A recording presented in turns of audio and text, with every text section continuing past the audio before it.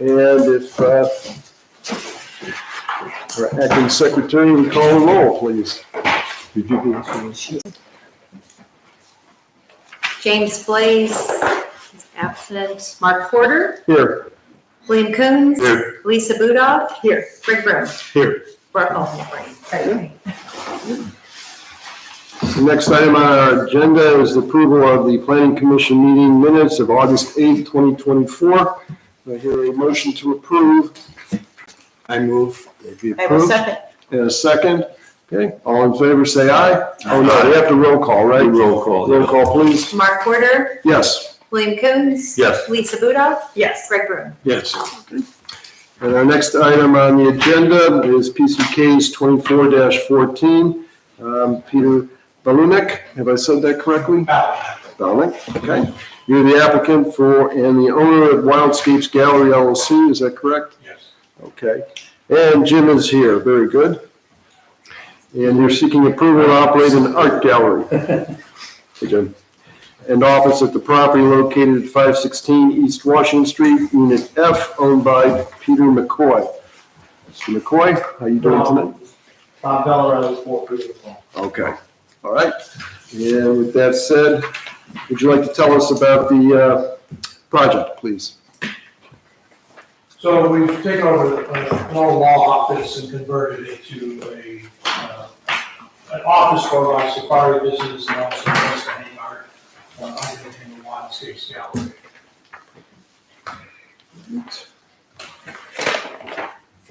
And the notation here is that it appears that the zoning commission, or I'm sorry, that it meets the present zoning from the zoning inspector. It appears, correct?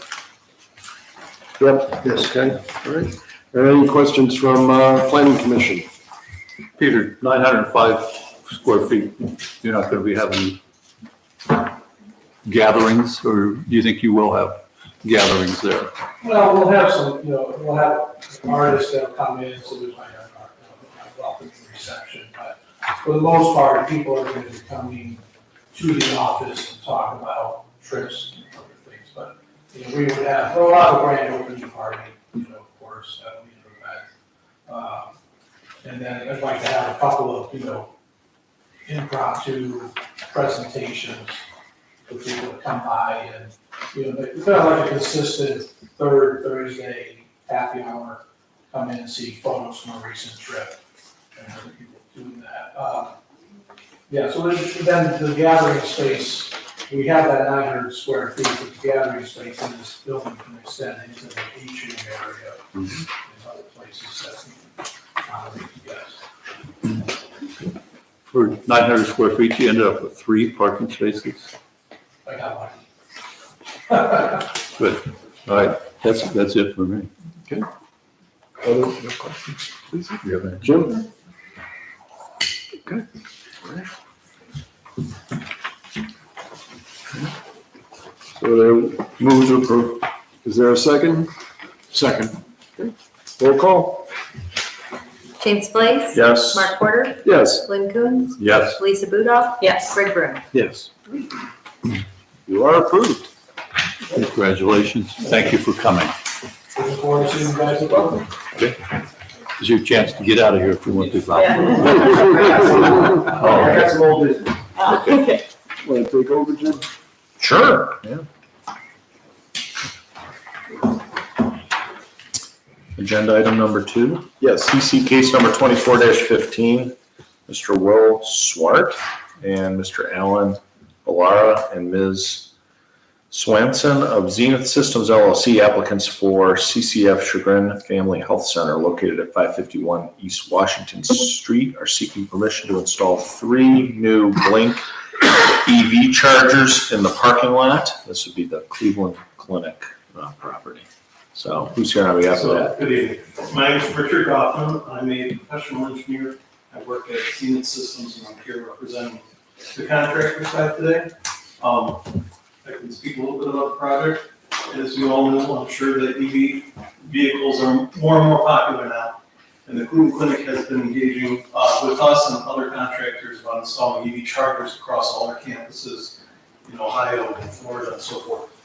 So one of the important things that they would like to do is bring it all to all of their smaller campuses, including the one located here at 551 East Washington, which is the Chagrin Family Health Center. So what we have put together is a small package which includes engineering drawings that were stamped by a professional engineer and that has been submitted. And more importantly, I think that there was a request for some elevations, some kind of visualizations. So we've included some photos of what we feel this project will look like.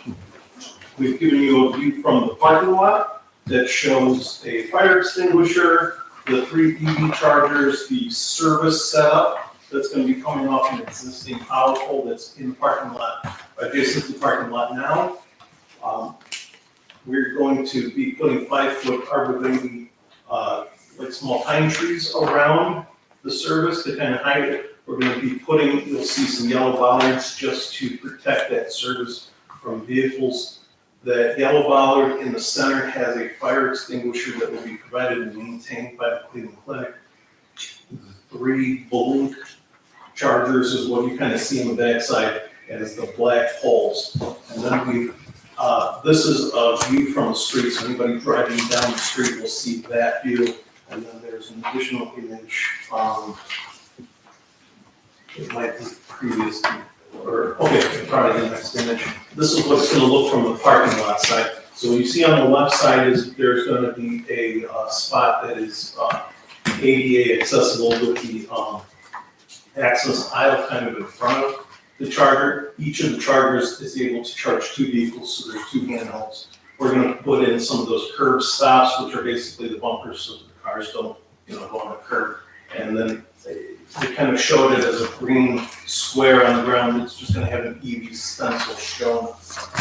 And that's basically the plan. On the right side, again, you see that service that we're gonna try to screen.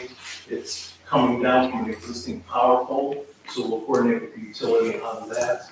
And then there's some more pictures following. What I did was we just added some pictures of kind of the neighboring properties.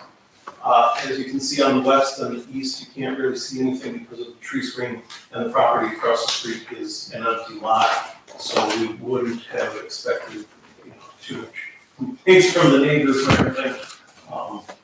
Is kind of what I think that's getting to from a planning perspective. 6, so 3 poles, 6. 6 vehicles can be 6 at charged, once. yeah. Is that too many for our? For your neighborhood? Yeah, Obviously, it's just, when you're putting in a service, you want to have the ability to expand and have something that can kind of help. Well, the problem that we see a lot of times is when the parking lot gets full, people just park in those spaces and don't really care that they're EV chargers. So it's a huge service for somebody just to be able to pull into the next spot. Plus with the ADA access spot, you kind of want that accessibility from either side. If somebody with